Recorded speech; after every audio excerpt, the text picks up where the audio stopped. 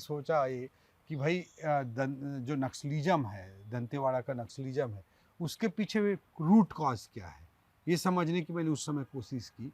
मैंने सोचा भाई कि यहाँ तो लैंड इफरात पड़ा हुआ है, बस्तर जिला में केरल से ज़्यादा अपने आप में बड़ा एरिया है, पॉपुलेशन डेंसिटी बहुत कम है, सबके पास ज़मीन ही ज़मीन है, किसी के पास तन ढकने के लिए कपड़ा भी नहीं है, उसके पास भी 50-100 एकड़ ज़मीन है। ऐसी स्थिति वहाँ पर रहती थी।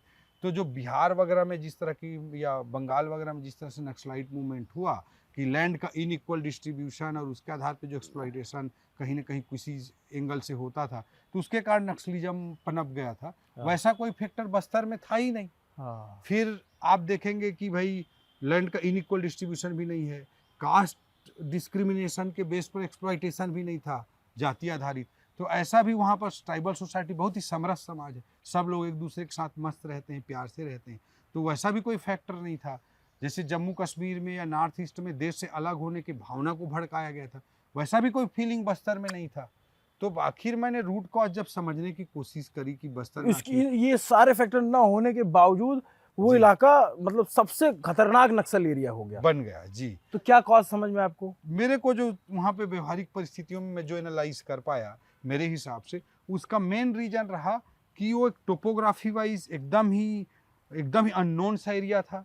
सिविलाइजेशन वाइज भी देश दुनिया के जितनी भी सभ्यताएं भारत में आई, मोटा मोटी किसी का उस तरह का इंटरेक्शन वहाँ पर नहीं रहा। किसी भी इरा में, अंग्रेजों के ज़माने में मोस्टली सी शोर पे ज़्यादातर रहे जो यूरोपियंस आए वो लोग, या अंग्रेज देसी रियासतों के टाइम पे भी, या बड़े बड़े जो ऑल इंडिया अखिल भारतीय साम्राज्य भी जो बने उस समय पर भी जो मोटा मोटी इनडायरेक्टली ये हैंडल होता रहा। तो मोबिलिटी कभी नहीं रही, उसके कारण वहाँ के लोगों का एक्सपोजर नहीं हो पाया मुझे लगता है।